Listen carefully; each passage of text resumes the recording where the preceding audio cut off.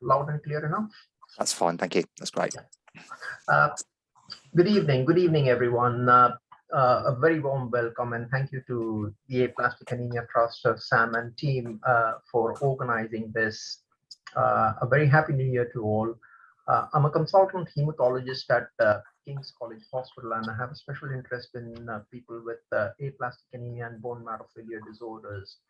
And I'll just ruminate my thoughts today about where we are with aplastic anemia today, here and now.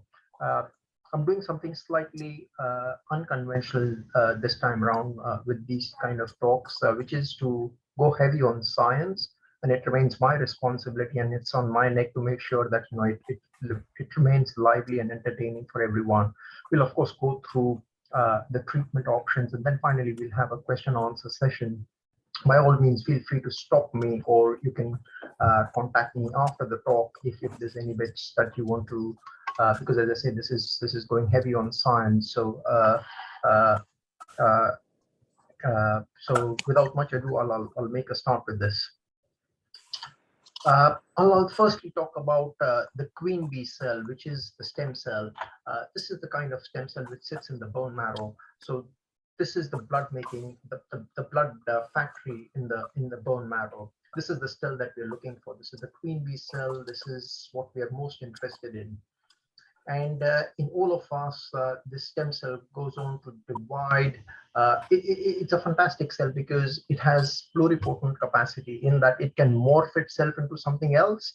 It can become, from here onwards, it can go down this pathway to become this. It can go down this pathway to become this, or it can go down this path. Oops. It can go down this pathway to become this, or this. More importantly, it can sit quietly and hibernate, and it can make more of itself.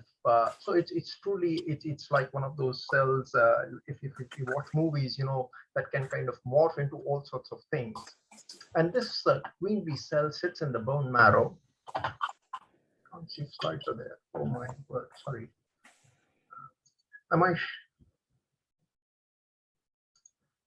Can everyone see my screen? 1 second, Shreyans. I think I just need to enable something for you. Sorry about that. So sorry, I was talking, assuming that everybody could see my screen. There we go, Shreyans. Could you just try that again, please? Sorry about that. Are we okay? Can everybody see what I'm showing at the moment? Not yet, no. No, we've just got you at the minute. My apologies.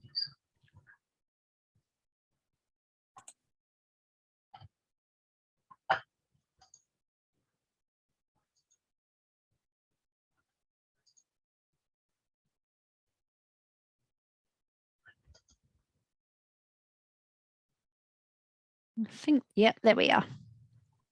Perfect, that's working, Shreyans. Thank you. Oh, excellent. Thank you so much.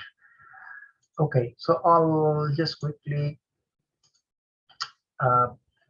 So this is the hierarchy. This is the queen bee cell in the bone marrow. This is the blood making factory within the bone marrow. It is something which is. It is not as fanciful as this cell, which is looking so colorful, or different shapes, different colors. It's plain, simple, and boring. And in fact, if you ask a hematologist, have you ever seen a stem cell under the microscope, he's likely to say, no, I haven't, because the chances are that, he would have perhaps not noticed it. It's so inconspicuous. It sits among all of these cells. It's about 1 in about 2 million cells. So it could have gone past your eye and you would have not noticed this. Fairly simple, innocuous cell, but it's a cell of great potential. It can morph itself to become any of these cells. It can make more of itself. It can sit quietly, hibernate, and go to sleep for 6 months. So in short, there's a reason why we call it the queen bee cell or the pluripotent cell, because it can do all sorts of things. It goes down this pathway to make the white blood cells, which are represented over here, which go down this pathway over here like this and into this. If it goes down this pathway, it makes more of your red blood cells, and over here it goes down to make your platelets. Now, for example, if I had an infection, there are signals that are sent down to the stem cell to say you've got to make more of the white cells to fight infection. So it automatically goes down this pathway. And this is the kind of intuitive knowledge and signaling pathways that it follows. So it's a very, very clever cell. And this is the cell that we're most interested in aplastic anemia. Please, not the big ones, the little ones, please. And in aplastic anemia, again, this slide, very, very complicated slide. But what we're interested in is this hematopoietic stem cell. This is the stem cell which makes your red blood cells, your white blood cells, and your platelets. And over here, you can see this is the cell which is attacking the stem cell. It does so by means of these targeting molecules. And it does so because lots of things are going wrong in this picture, which is that these helpful cells, which are supposed to stop and inhibit this cell from attacking the stem cell, are not doing their job. More importantly, you're seeing all these molecules. These are inciting molecules. We call them interferon gamma, TNF alpha. These are inciting molecules which are provoking this angry immune cell to attack the stem cell over here.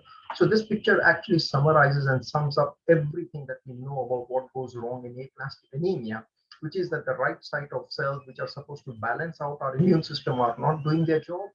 And these cells the immune cells are being provoked, made angry by all sorts of molecules which are being secreted by these cells to go and attack our own stem cells. And there's some bit of genetics behind this. We have 23 pairs of chromosomes, of which one of which comes from one of our parents. On the 6th chromosome, we have these two structures which sit over here, and they essentially define our immune signature. So they are the genes which define how our immune signature is going to be like, how we accept, how we reject, how we tolerate. And in aplastic anemia, one funny thing happens is that we very often tend to develop two of the same. Rather than having one from each parent, there is correction of some sort, and we end up having two of the same, which means our capacity to process different proteins that come into our system, all sorts of antigens that come into our system is limited. So our tolerability for being able to process antigens is severely compromised in aplastic anemia. And this is because of certain genetic changes that happen in our immune signature modulating mechanisms. This has been a very well recognized phenomenon. This has been known to us for nearly about 30 years, but it's only the last 10 years that we've understood more about what happens when you lose your immune signature in aplastic anemia. So in short, this is what happens. You have a stem cell which is supposed to have all of these proteins, and for whatever reason, you also have certain cells which don't have all of these proteins, and I'll come to that in a bit. And for all the right or the wrong reasons, there's an immune attack on some of these stem cells. Now, if this immune attack is on any of these caps that are there on the stem cell, then this stem cell is going to get destroyed. But if you have a cell which lacks all of these caps, and if the immune attack is directed against one of these caps, because this stem cell does not have all of these caps on it, it's likely to survive. And this brings us to what happens with aplastic anemia and PNH. So these are your normal stem cells. And for some reason, we have one stem cell which does not have all of these caps. And let's call this cell, just for simplification, let's call this a PNH stem cell. So this is the normal milieu or the normal environment of our bone marrow. We have all of these normal looking stem cells with all of these beautiful colorful caps. And then you have one stem cell which for whatever reason is slightly disabled and lacks all of these caps. Let's call this the PNH cell. Now, if the immune attack is mediated against any of these caps that you're seeing over here, then the cell which lacks these caps is the cell which is going to survive. This cell survived because it lacked all of these beautiful caps against which the immune attack was mediated. So you have the PNH cell which survives, and all of the others get out of the circulation. And this explains why PNH, because PNH is this condition in which the stem cell lacks some of these GPI anchored proteins. And in an immune mediated attack on the stem cell, this is one if the immune attack is directed towards the PNH proteins, which the PNH stem cell lacks. and it's the cell which is going to survive. As a result of which, it's only the PNH stem cell which is going to proliferate and go out and make all of your blood cells. Now, if it's going to go out and make all of your blood cells, all of those blood cells are going to be PNH cells, cells coming from a PNH stem cell. And this explains why you have the association of PNH in aplastic anemia. This classification of aplastic anemia has stood the test of time, and this is what a bone marrow looks like. Now, these are fat spaces that you see over here. Now, these normally you shouldn't be seeing these fat spaces because in the inside of the bone marrow, you're supposed to see blood cells. And what tends to happen in aplastic anemia is that once the stem cell is lost, you lose all of those blood making cells, you lose all of the mature blood cells, and instead this place is replaced by fat. So this is the kind of picture that you would see, which is an empty bone marrow, which is just seeing these empty goblets of fat cells and not the blood cells that you're supposed to see. So this, in a sense, is the crux of what happens in aplastic anemia, where you have the stem cell which comes under attack. We understand the genetics behind it as to some extent, not completely, but to some extent we understand the genetics behind it as to why our ability to process and modulate our immune system is lost because of the genetics. We understand why the immune cells start to attack the stem cells, and we also understand why PNH stem cell survives in aplastic anemia and comes alongside the two entries almost coexist, so to speak. This is what the picture would look like, and this is what the parameters would look like. This has stood the test of time. This is still the classification of aplastic anemia, as it were: non-severe aplastic anemia, severe aplastic anemia, and very severe aplastic anemia. There's been a slight iteration or a slight change to this classification in the last couple of years, in which people with very low platelet counts, i.e. platelet counts of less than 20 into 10 raised to the power of 9, are also these days classified as having very severe aplastic anemia. I think from a functional stance, when you start looking at aplastic anemia, it's still an exceedingly rare disorder. The incidence of aplastic anemia is just 1 to 2 per million per annum. So it's an exceedingly rare condition. So for the better part, our immune system does a very good job. It can barcode and reach every cell so correctly and so perfectly. This is the rare instances where certain things happen, certain genetic changes happen, certain immune modulating changes happen within the bone marrow, which make us prone to developing aplastic anemia. Is this explanation complete or always completely true? Not necessarily. There are still some gaps. It does not completely explain, because these genetic changes are not necessarily seen in every patient with aplastic anemia. Likewise, this immune modulation, the pattern that we see, is not necessarily seen in all patients with aplastic anemia, which might perhaps explain why not everyone shows response, the kind of response that we want to see in patients in aplastic anemia. Which brings us to some other questions. What are the gaps? Where are the gaps that we see in aplastic anemia? What are we not understanding? And these are the important questions that we need to look at. Is there something else which is causing bone marrow failure, which means that there are not enough stem cells left in the bone marrow, and it's not an immune problem, but something else? Are there other associated conditions which can look or mimic like aplastic anemia, but is actually not aplastic anemia? So you could be looking and treating at the wrong thing. And are there ways where we can personalize medicine in this day and age, when we understand so much about the genetics and molecular basis of diseases? Can we look at certain important parameters and say, look, if you have this, you're likely to have good response to this treatment. But if you don't have this, then the chances that you're going to respond to this treatment are not as good. Look somewhere else. So this is the kind of personalized medicine that we're looking at. So these three questions are very important questions. One is that you're looking at a very rare entity. You want to make sure that your diagnosis is correct. You want to make sure that there isn't any other cause which can mimic or look like aplastic anemia that we're missing. And finally, we want to personalize medicine so that every patient, treatment A is offered to somebody who's likely to respond to disease A, and treatment B is offered to somebody who has disease B and is likely to respond to treatment B. So this is the kind of personalized medicine we'd like to offer to our patients. I will just, so I've shown you a better diagram than this, but essentially it's a quintessential disorder in which you lose pluripotent stem cells. When I say pluripotent, these are cells that can, these are Superman cells, call them queen bee cells, call them Superman cells. They do all sorts of funny things. You know, if you ask the stem cell, you got to go down from 1 to 5 to 10, they will do that. If you ask them, you got to make more red blood cells today, they will do that. If you ask them to make more white cells, they'll do that. If you ask them, you know, if all is well, there are equal number of stem cells that will go to sleep. So if you have 10 stem cells in the bone marrow, you will have 5 who are working and 5 who will go to sleep.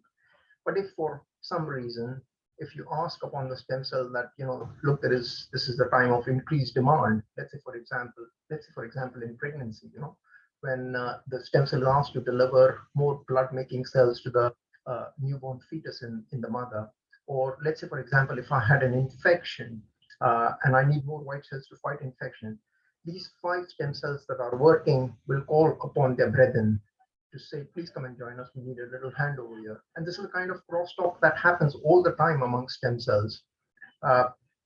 So they recruit their brethren into work, and you have a sudden surge in, let's say, whatever the reason is. If I need more white cells to fight infection, more stem cells are brought in to make white cells. We have a surge in our white cell count so that we can fight off infection. This is the kind of intelligent crosstalk that happens among stem cells. And again, you know, when they've gone past that event, when all work is done, of those 10 stem cells, of course, these numbers are just an example, it's an analogy that I'm trying to give. Of those 10 stem cells, half of them will again be asked to say, no, look, you can go back and rest, you know, we're doing okay. And this is kind of beautiful crosstalk that happens among stem cells, amongst themselves, about what they need to do, how they need to work. And it's extremely hardworking cells, nobody shirks. Well, this is as it stands, the treatment algorithm that we have for patients with aplastic anemia. It's very important to look at the patient and assess so that, you know, we give the right form of treatment to our patients. But essentially speaking, we've known that if you're of a relatively young age and if you have a brother or a sister who matches up with you, your best chances are to go through this protocol where you have a stem cell from a brother or a sister. But if you're in this age group where you're above the age of 50, now this 50 is relative. It could be 45, 55, or I mean, it's more the biological age of a person than actually the chronological age of a person. Then you're better off getting immunosuppressive treatment. And these days, it's very important to bear this in mind. You know, we have lots of people who are fitter, younger, and we will have matched siblings. So age shouldn't come in the way. And one of the important questions that we need to answer is that, you know, can we improvise? So if we don't have a matched brother or a sister, can we do things that can make the success and outcomes of an unrelated stem cell transplant as good as getting a stem cell transplant from a brother or a sister? These are some of the important advances that we need to look at going forwards. At the outset, I mentioned about certain conditions which can look very, or can mimic aplastic anemia or look very close to what is aplastic anemia. And one such condition is hypoplastic MDS. The days gone by, this was a condition that was very poorly recognized. Not everybody believed in its entity. And some people believe that it's just aplastic anemia on its way, morphing into something else before it turns into something else. Very poorly defined, still not completely characterized entity, but I think we've tried to at Cadence understand this and see what separates out aplastic anemia from hypoplastic MDS, and more importantly, what are the things that we need to do so we accurately diagnose patients with the right condition and offer them the appropriate treatment. And to that end, you know, we developed this algorithm, which is a scoring-based algorithm. I won't go into the specifics of this, but certain types of cells present, certain types of changes seen in the cells whether you have the cementy substance in the bone marrow or not, and certain types of cytogenetic changes all are allocated a score which help us differentiate whether this is likely to be aplastic anemia or this is hypoplastic myelodysplastic syndrome, which is what this stands for. Aplasia meaning something that is lacking, not there. Aplasia. Dysplasia is something which is there but is abnormal or irregular. So that's the difference between aplasia and dysplasia. And hypoplastic dysplasia is something in between, which is just going back to the previous slide. Aplasia is when something is not there. Dysplasia is when you have MDS, and hypoplastic dysplasia is something which sits in between the two, where you have an empty bone marrow, but it's also got some abnormal features, so which is hypoplastic MDS. So this is still a very poorly defined entity, but we're better understanding this entity. It's important that we diagnose this accurately because how you're likely to respond to treatment will change. It's important that we look back at retrospective databases and registries so that we accurately record diagnoses and we draw meaningful information from these databases. There's this importance because the treatment that you offer, there are certain conditions where you would avoid giving certain drugs, and it's important that the diagnosis is about as accurate as it gets. And to that end, we have again developed a beautiful algorithm which tells us what is likely to be immune-mediated aplastic anemia and what is not likely to be immune-mediated aplastic anemia. There's almost a telltale signature that comes along.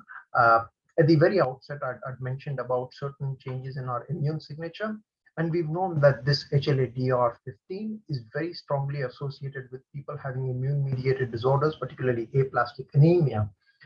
Likewise, having excess number of primitive stem cells in the bone marrow points more in favor of people having other bone marrow failure conditions such as MDS or the likes of MDS and other conditions. And the presence of the PNH cells, we saw the earlier diagrams in my talk about how PNH and aplastic go hand in hand. Clearly, having PNH goes heavily in favor of people having aplastic anemia. There are certain cytogenetic changes that again point in the direction of immune-mediated conditions. I talked about chromosome 6, which is where we have our immune signature genes, and very often people have duplication of the same loci on chromosome 6. Amongst other changes, we also tend to see a small amount of deletion of chromosome 13 in immune-mediated disorders. And trisomy 8 is having 3 copies of chromosome 8. This is seen in other conditions, again, associated with immune disorders, so on and so forth. So based on these algorithms, if you look at the cytogenetics, which is the makeup of your chromosomes, if you pair out mutations in genes, if you look at the presence of PNH cells, if you look at your immune signature, you are reliably able to differentiate as to what is more likely to be an immune-mediated condition as against what is not an immune-mediated condition. I should just perhaps skip this slide. So this is what it looks like. You know, I've shown you a previous slide where you see these kind of empty fat spaces. Normally, you're likely to see more blood-making cells over here, but when we receive a bone marrow trophine sample, the heartbeat of the bone that is being taken, this is what we are looking at in somebody who has aplastic anemia. And this to a non-specialist center which processes this, we'll just call this as aplastic anemia. But it's important because sometimes you see subtle changes, subtle differences where it could be something which looks like aplastic anemia, but may not be aplastic anemia, akin to the condition that I previously described, which is hypoplastic anemia. So this looks like aplastic anemia, but it's actually a picture of hypoplastic MDS. I'll talk a little bit about telomere length, and the significance of telomere length is that this is a tool that is increasingly being used across lots of centers that deal with bone marrow conditions, and this has prognostic significance. So telomere, I think some of us might have heard about this, and is often associated with biological aging, and often we hear about how people who have long telomeres look younger. We often say this during family gatherings. We often say, "Oh, this is a family of this is a family where everyone looks young all the time," and we attribute this to having long telomeres. And telomere length is certainly one thing which has been associated. These are caps at the end of chromosomes, and when these caps are really short, it's been associated with all sorts of hematological disorders, but particularly aplastic anemia.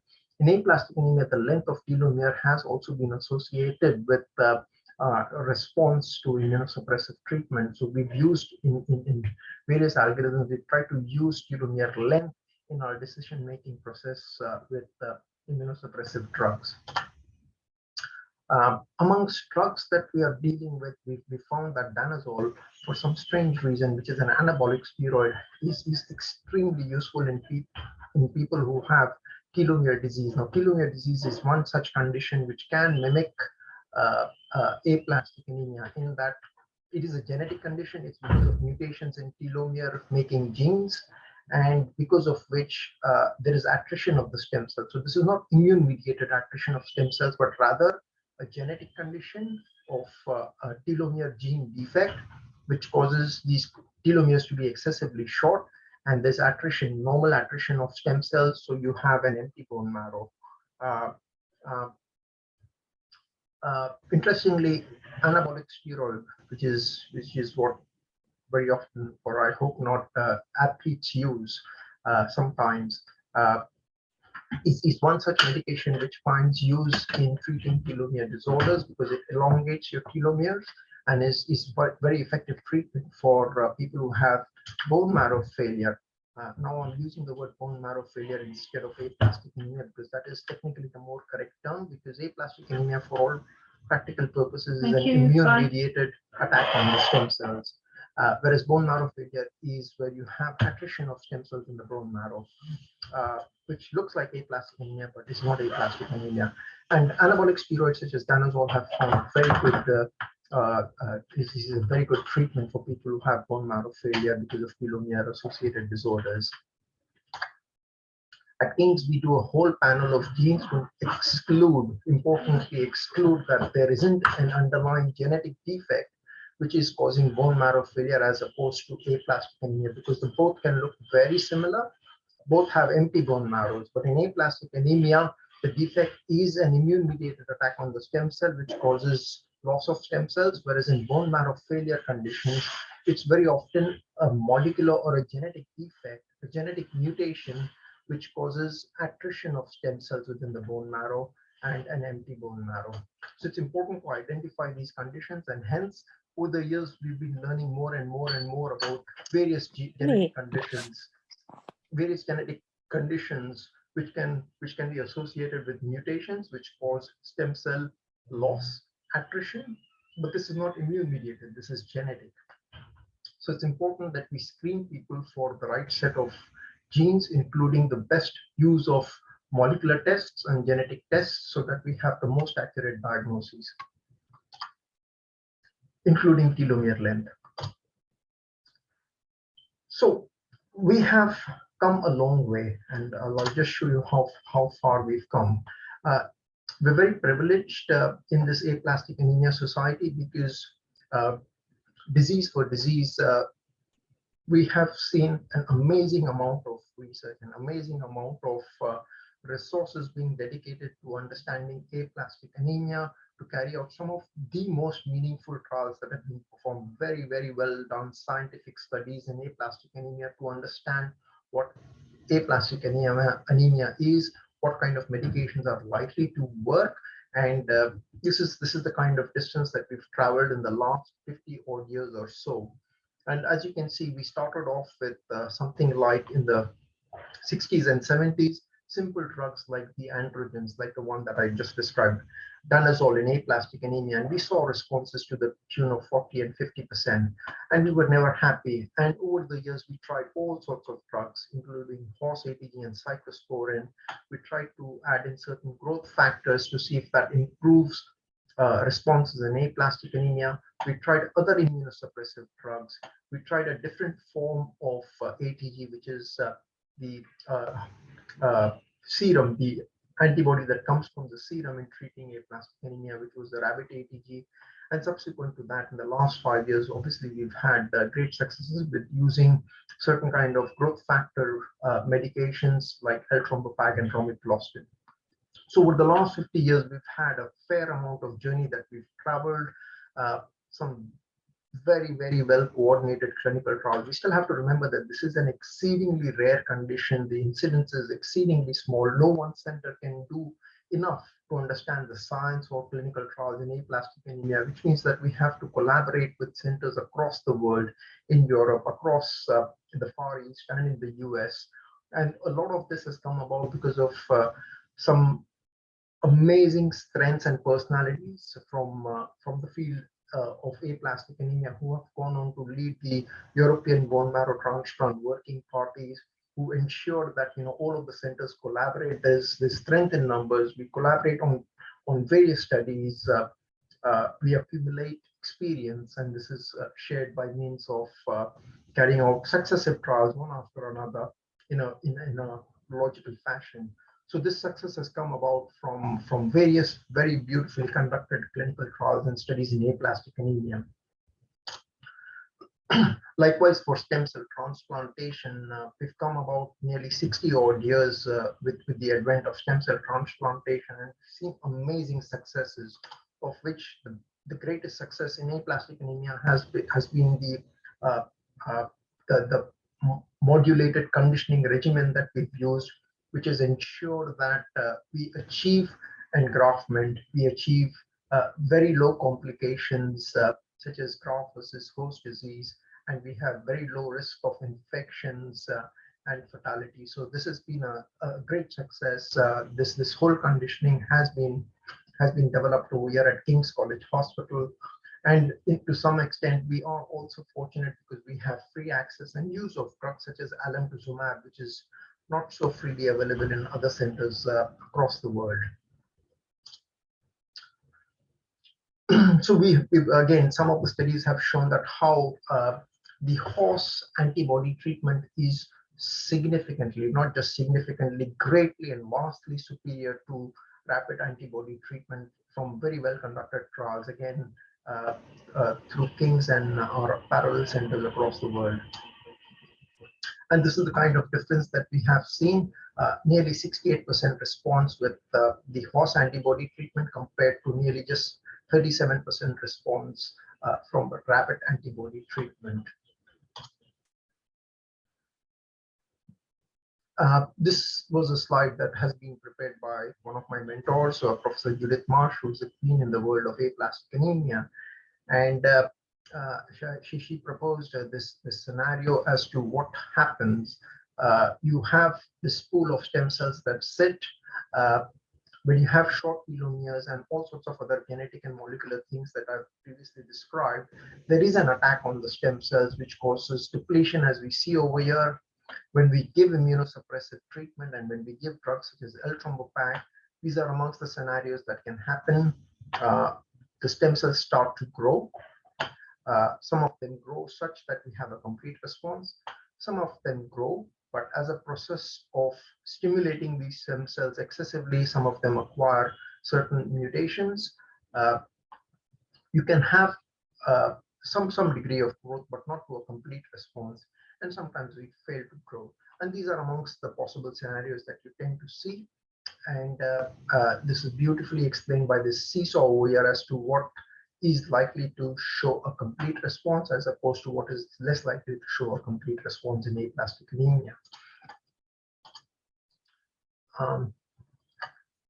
With antibody treatment, and the short form that we use for antibody treatment is IST, which stands for immunosuppressive treatment.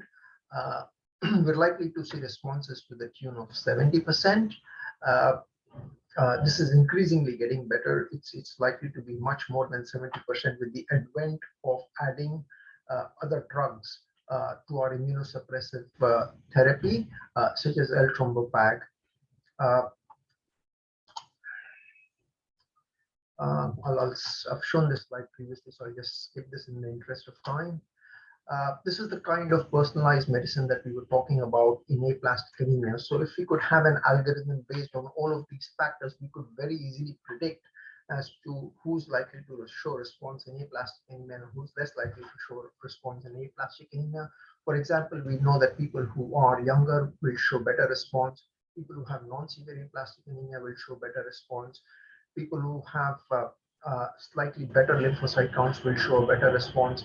As far as the cytogenetics is concerned, when you have trisomy 8, which is a quintessential cytogenetic condition which is associated with autoimmune disorders, you're likely to show better response. Certain mutations, certainly the mutations that are associated with PNH over here, are associated with a better response. And furthermore, I'll just briefly touch base upon in the next couple of slides what immune signature can help us predict who's going to respond to immunosuppressive treatment. At King's over here, we have amongst the immune cells that we have, there are certain type of immune cells which are called as Tregs. And these Tregs are very important cells because right at the outset, when I showed you the first slide, I showed you this slide where these cells over here, we call them as T regulatory cells. And these T regulatory cells have a very important function of making sure that we learn to tolerate, we learn to accept, and we keep this attacking cell under check at all times. So these T regulatory cells have a very important function, and more so in conditions such as aplastic anemia. Fast forward to this slide over here. At King's, we learn to type, which means that we learn to identify these T regulatory cells, but using more detailed analysis, such as tests called as flow cytometry, we can find a characteristic signature, such as seen over here. So this is a population of T regulatory cells amongst all of the cells that we have over here. But you can see that they type out slightly differently. You have one dot over here and one dot over here. And these T regulatory cells are typed as being A and B, and they have a slightly different signature, which this is the technical information if you're interested. But this is the signature of a T regulatory cell, which is a type A, and a T regulatory cell type B.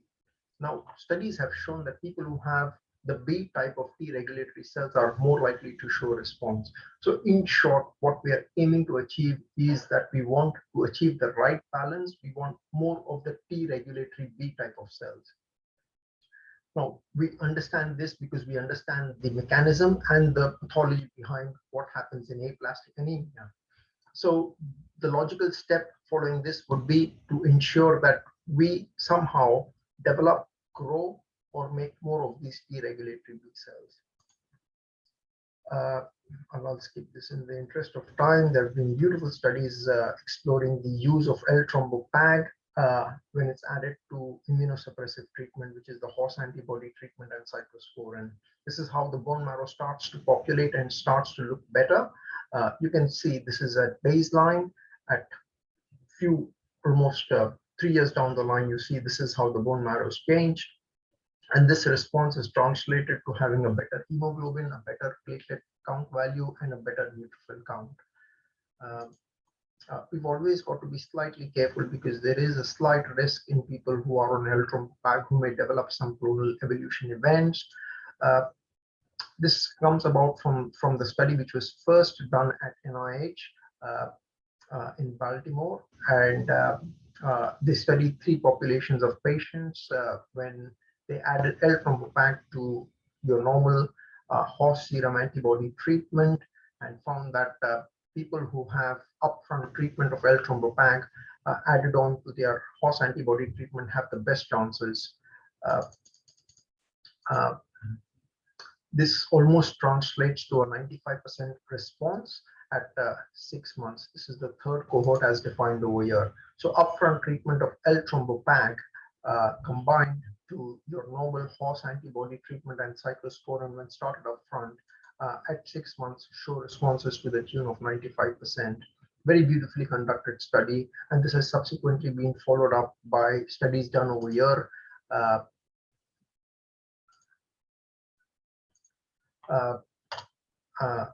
Over here, which is being published just last week in a pivotal journal in science and medicine called as the New England Journal of Medicine, where they've again similarly shown that when L-Trombopag is added to your normal standard immunosuppressive treatment, which is the horse antibody treatment, you see very good responses. You see a higher proportion of people achieving complete responses. Romiflostin is the brother or the sister of L-Trombopag. And this leads us to the second logical question. What data do we have for people who've tried romiflostin? We do not have any systematic studies at this point in time where romiflostin has been added to your normal horse antibody treatment. This is something that could perhaps happen going forward. But it has been studied in the context of people who've failed to show enough response in aplastic anemia. And amongst the other important studies that are ongoing over here at King's included is an important antibody treatment. Again, going back to my original slide, the first slide that I showed you this whole cocktail of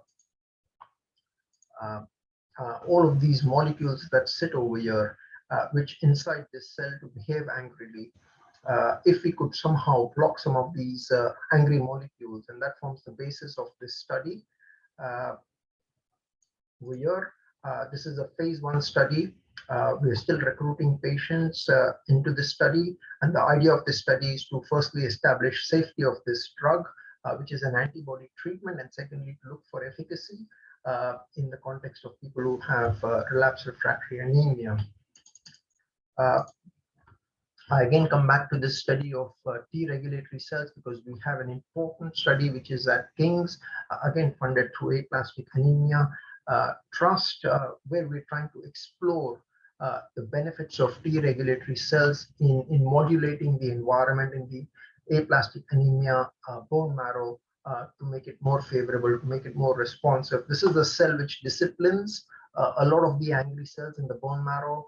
And we want more of these T regulatory cells, certainly of the type B, to modulate all of these angry cells which are seen around over here in the bone marrow.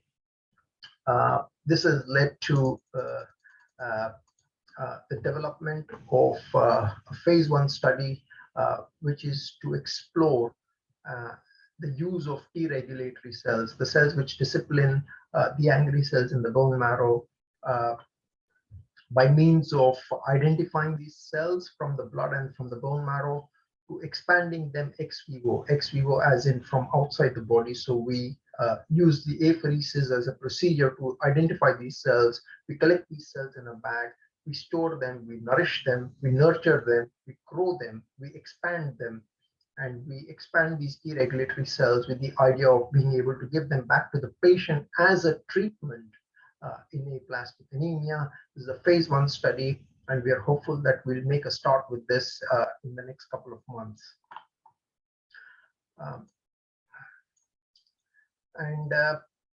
This brings us to the last slide, which is almost a parallel slide to the slides I'd shown previously.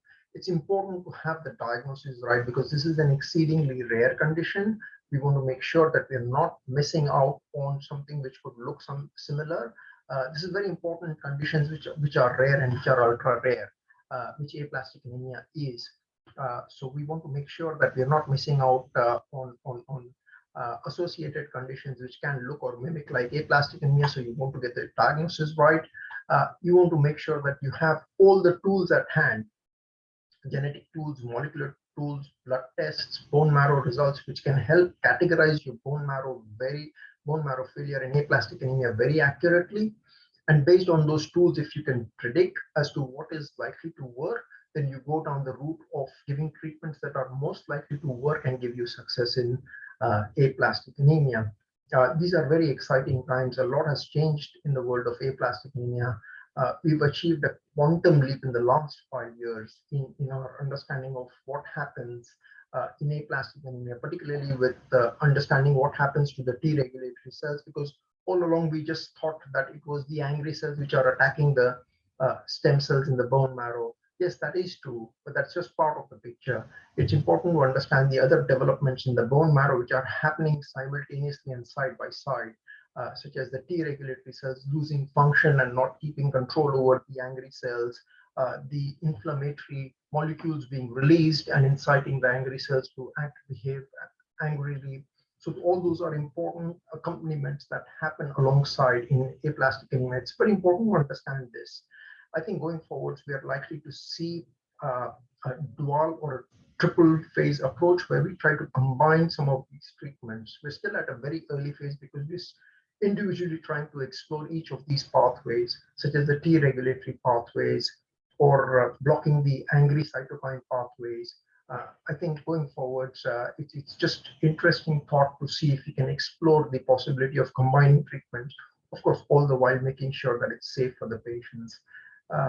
My apologies again, I've gone heavy on science this time, but I thought this was a different approach because I haven't done this before, to show how much more we now understand about what goes wrong in aplastic anemia, why we do what we do, what is happening new in the world of aplastic anemia, and what are we likely to see in the years to come. That's what I had to offer. Wonderful. That's absolutely wonderful, Shreyans. I'm sure we can all agree that that was absolutely fascinating. There is so much stuff that I've learned myself from that presentation, particularly about the way that treatments have advanced over the years and the new and upcoming novel therapies that we have, such as the Treg treatments and things like that. So that's absolutely wonderful. Thank you. We do have a number of questions that people have submitted already, and I'll do my best to cover as many as we can in the time that we've got remaining. So what I'm going to do, I'm going to prioritise the questions from people that are actually in attendance at the moment, so that we can make that fair. So the first question that I've got is from Alan, and I think Alan is here tonight.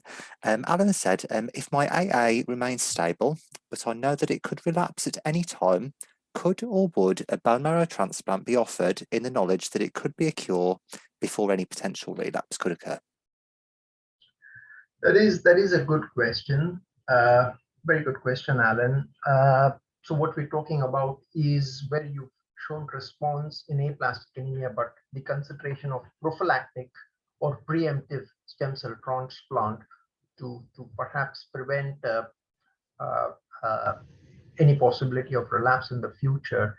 At this point in time, we do not have enough evidence, and it's a slightly risk-based procedure because the stem cell transplant, safe as it is in this day and age, and it's getting better and better and better and better all the time, is still associated with a little, it's associated with few complications, with few problems, and till the time we can get it to a stage where, this is just so safe that you really don't have to think about anything else, we have to be mindful that we don't preemptively start treating risks rather than a disease. So at this point in time, it is not so mature where we can think about offering stem cell transplant preemptively and prophylactically, but going forwards, who knows? That's fantastic, Shreyans. I hope that was helpful for you, Alan, as well. The next question I have is from Sharisa. And Sharisa has asked, at what point following ATG do you either direct a second round of ATG or proceed to a transplant with a less than a 100% match in terms of the donor? In other words, other than the obvious, what are the signs that ATG has failed? Yeah, this is a good question, and I hope some bit of my talk has helped you understand and answer. It takes a median of 4 months following antibody treatment to assess response, but responses are accrued, as in if you start to see response at 3 months, it doesn't stop over there. It usually tends to improve very often, and we start to see that improvement from the 3rd month onwards, going into the 4th month, 6th month, and sometimes way beyond 6 months. But usually best responses are seen between the time duration of 4 to 6 months following immunosuppressive treatment. 6 months is usually the minimum time period we would consider following immunosuppressive treatment. And there are certain parameters that help us guess estimate that this is likely to show response. Like for example, we start to see some early sprouts, and that give us hope that this is likely to show response. In addition, some of the algorithms that I've shown, they are not completely mature, but they to quite an extent help us predict who's going to show response. So improvements in reticulocyte count is usually one important parameter. People having PNH clone is another important parameter. A telomere length of the patient, if it's being done, helps us to quite an extent predict how the patient is going to respond to treatment. Some of these parameters do help us predict who's going to show response. But just based purely on blood counts, you wait for 6 months to see whether you've seen response or not. And following 6 months, you may have to consider other options if you've not seen the response we want to see. Excellent. Thank you, Shreyans. And I hope that's reassuring to you, Shreyas, as well. Thank you. The next question I have is from Lucas and Lucy, who I believe are joining us from the Czech Republic this evening. Great to see you. Hi, Lucy. Lucy emailed me earlier, and Lucas is currently about 6 months post-transplant. And initially, his chimerism was at 100% after the transplant. His blood counts remain stable, but the chimerism has dropped to about 65%. In a time period of around 2 months from the explanation that Lucy has given me. Lucy has asked what treatment options might be available if the chimerism continues to decline, even though Lucas's blood counts remain stable, such as a donor lymphocyte infusion or whatnot. So this is a very specific question. With some of the, I'm not sure what kind of transplant conditioning regimens have been used, but in aplastic anemia, I think it's a fairly recognized feature, particularly with the FCC conditioning. I showed one of those slides that most people usually tend to achieve mixed chimerism, which means that we see a fair degree of drop in the chimerism, but that in itself does not equal failure. This is slightly different. It's a slightly different concept to doing stem cell transplants for other conditions, malignant conditions, particularly like AML or MDS. This is slightly different. Mixed chimerism is almost the norm in aplastic anemia when we've used protocols such as FCC, and this does not translate to a drop in blood counts. So people can have